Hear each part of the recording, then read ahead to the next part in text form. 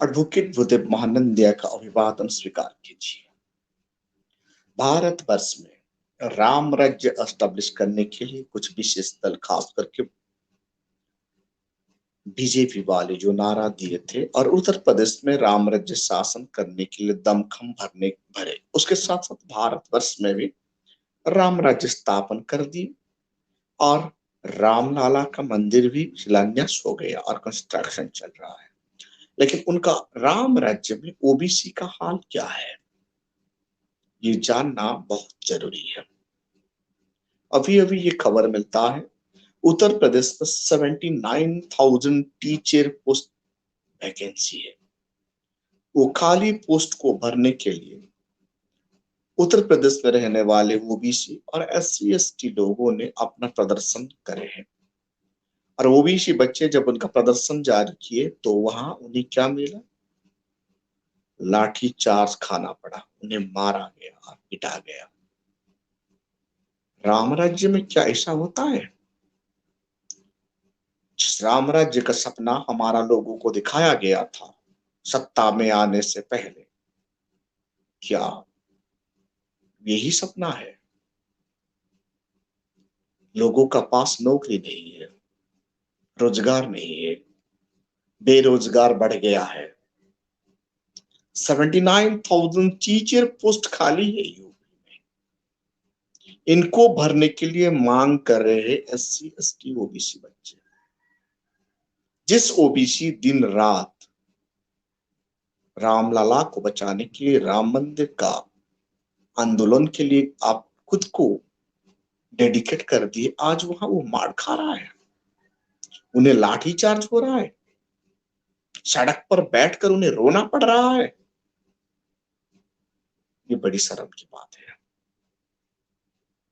ये न्यूज आपको कोई भी मीडिया नहीं दिखा रहा है, कोई भी टीवी चैनल इनको नहीं दिखा रहा है, क्योंकि वर्तमान सरकार मीडिया मैनेजमेंट करके अपना शासन चला रहा है। वर्तमान भारत का मीडिया बीबीसी वर्ल्ड बन गया है। वर्तमान भारत का मीडिया CNN, अल जजीरा जैसी चैनल बन गया है, क्योंकि ये चैनल इंटरनेशनल चैनल है, ये इंटरनेशनल खबर को ज्यादा दिखाता है। ऐसे ही भारत का मीडिया वर्तमान तारीख में भारत का खबर नहीं दिखा रहा है, ये अफगानिस्तान का खबर दिखा रहा है। 10 से 15 दिन हो गया कंटिन्यू अफगानिस्तान का खबर में ही लोगों को माइंड को डाइवर्ट करके रखे हैं। और भारतवर्ष में क्या हो रहा है, राम राज्य में क्या हो रहा है? यूपी में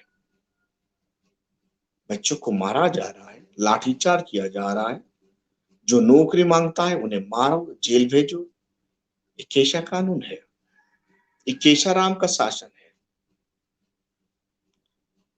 इसीलिए बहुजन समाज यूनाइटेड हो जाइए। आपको वोट लेने के लिए, आपका वोट बटरने के लिए आपको धर्म के नाम पर बहलाया गया, फुसलाया गया। मरने के बाद स्वर्ग मिलेगा ऐसे झूठे दिलासा दिया जाता है, और इस झूठे दिलासा में हम लोग फंस जाते हैं। ये कुछ नहीं, सिर्फ वोट का राजनीति है।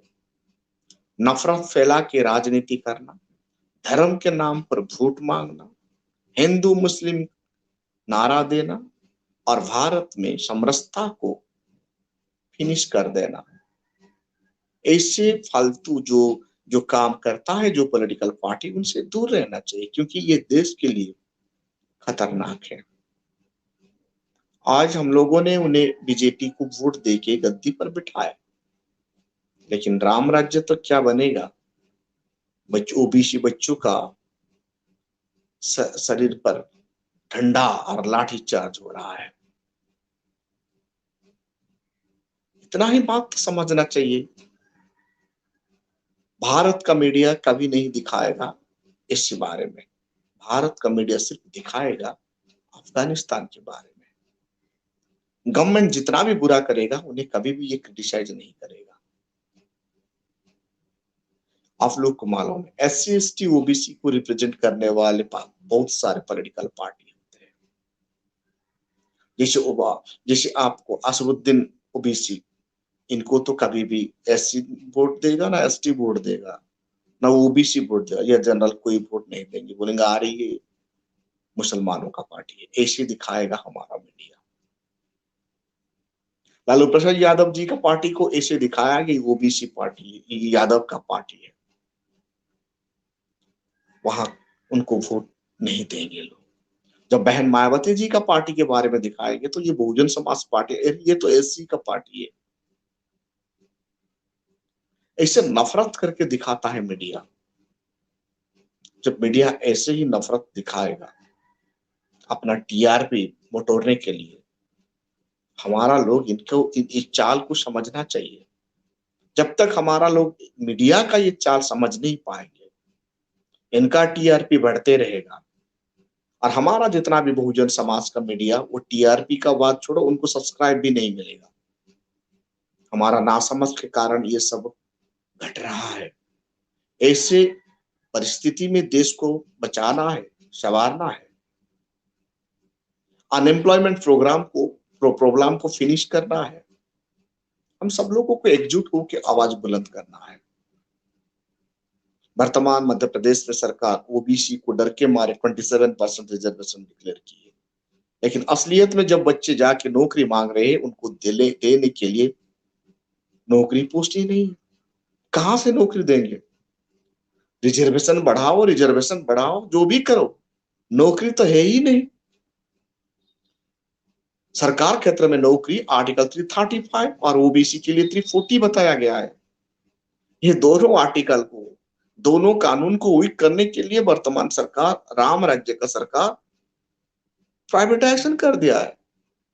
प्राइवेटाइजेशन का मतलब आप समझते हैं? नौकरी नहीं मिलेगा। सरकार क्षेत्र में नौकरी, संविधान में लिखा गया है सरकारी सेक्टर पर नौकरी मिलता है। तो वर्तमान मोदी जी तो हर कोई चीज को प्राइवेट कर दिए। रेलवे प्राइवेट, वहां जितना भी नौकरी मिलेगा निकलेगा, वहां तो रिजर्वेशन नहीं रहेगा। हम सड़क पर आके चिल्लाने से क्या फायदा है? यूपी में अब ओबीसी बच्चों सड़क पर आके चिल्ला रहे हैं 79,000 टीचर पोस्ट वैकेंसी के लिए। खूब जल्दी ही टीचर एजुकेशन व्यवस्था को भी प्राइवेटाइजेशन कर दिए है। प्राइमरी एजुकेशन अभी बचा है, जितने हायर एजुकेशन प्राइवेटाइजेशन है। प्राइवेट एजुकेशन सिस्टम में कहां से नौकरी मिलेगा? क्योंकि संविधान का आर्टिकल 335, आर्टिकल 340 में ओबीसी के लिए, आर्टिकल 335 में एससी एसटी के लिए लिखा जाता है नौकरी, लेकिन वो गवर्नमेंट नौकरी होगा तो तब मिलेगा। तनिक इस बात को तो समझ जाइए आप लोग, कहां मिलेगा नौकरी? संविधान बचेगा ना, जब संविधान बचेगा तब आपको नौकरी मिलेगा। प्राइवेटाइजेशन जब होगा, आर्टिकल 335 पर हिट हो रहा है।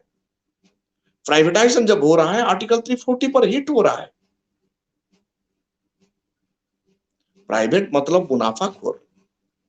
जब उनको बेनिफिट नहीं होगा, वो कुछ नहीं करेगा, वो बेनिफिट के लिए ही काम करता है, देश हित के लिए नहीं।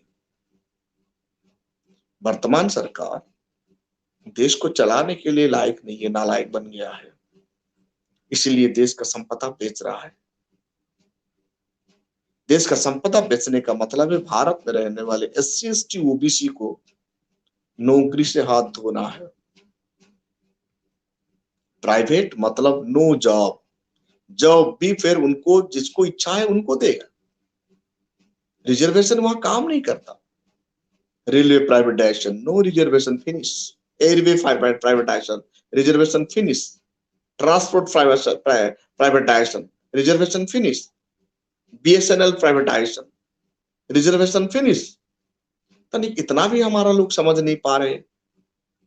ये गवर्नमेंट का एक चाल है, ये मनुवाद का इकोनॉमिक पॉलिसी है, ये रॉन्ग इकोनॉमिक पॉलिसी है। इस पॉलिसी में गरीब गरीब बन जाएगा और अमीर अमीर बनते जा रहा है। भारत वर्ष में सिर्फ 0.1% लोगों का पास संपदा रहेगा और बाकी सब लोग दो वक्त का रोटी के लिए बीपीएल कार्ड लेके खड़ा हो जाएंगी राशन दुकान पर। सस्ता राशन खरीदने के लिए गवर्नमेंट सस्ता राशन प्रोवाइड करेगा, सिर्फ इतना ही। और बाकी सब वो मलाई मार के खाएगा, क्योंकि लोगों के पास रोजगार ही नहीं रहेगा। प्राइवेट प्राइवेट कंपनी में नौकरी करेंगे, प्राइवेटाइजेशन इनको 5,000 या 10,000 ही सैलरी देगा। कम तनख्वाह में लोगों को मेहनत करना होगा। जब कम तनख्वाह में ये लोग काम करेंगे, जीने के लिए ही सिर्फ काम करेंगे, 2 वक्त का रोटी के लिए लोग काम करेंगे, और बाकी सब राजगद्दी ये लोग कंटिन्यू करेंगे। ये प्लान है भारत का, राजगद्दी को अपने कंट्रोल में रखने के लिए मनोवादियों का ये चाल है, आरएसएस बीजेपी का ये चाल है। इसीलिए देश प्राइवेटाइजेशन की तरफ बढ़ रहा है, पीएसयू बेचा जा रहा है, ऑलरेडी बेच चुके हैं। तो हम लोग इसके बारे में समझ जाना चाहिए। संविधान को बचाना है तो सत्ता को चेंज करना है। धर्म रक्षा के लिए वोट नहीं देना, संविधान को रक्षा के लिए वोट देना है। धर्म इंडिविजुअल का आजादी है, वो जिस धर्म चाहता है वो चेंज कर सकता है और रख सकता है, क्योंकि धर्म हमें खाना नहीं देता, हमें जीने के लिए हमारा संविधान देता है। संविधान को बचाने के लिए हमें वोट करना है, नफरत फैलाने वाले को दूर रखना है, समरसता स्थापन करने वाले को चुनना है। वर्तमान तारीख में जितने भी पॉलिटिकल लीडर है क्रिमिनल है, 79% लोग क्रिमिनल है, 80% लगभग 80% लोग करोड़पति है। ये कहां से गरीब का दुख दूर करेंगे? इसीलिए भारतवर्ष में बहुजनों का शासन स्टैब्लिश करना है। बाबा साहेब अम्बेडकर का संविधान को बचाने के लिए यूनाइटेड होना है। जब संविधान नहीं बचेगा तो हमारा जनरेशन बर्बाद हो जाएंगे। जो गोदी मीडिया है उनको देखना बंद कर देना है। जब हमारा भारतवर्ष में 109 करोड़ लोग SC ST OBC है, 109 करोड़ लोग SC ST OBC लोग उनका मीडिया देखना बंद कर देंगे तो उनका TRP कम हो जाता है, वो अपने आप उनका दुकान बंद कर देगा, वो टीवी नहीं चलेगा। सोशल मीडिया ही बहुजनों का मीडिया है। तनिक आप लोग इसके बारे में सोचना है और देश हित में गोदी मीडिया को छोड़ना है। संविधान को बचाने के लिए बहुजन समाज को जगाना है, बहुजन पॉलिटिक्स को मजबूत करना है।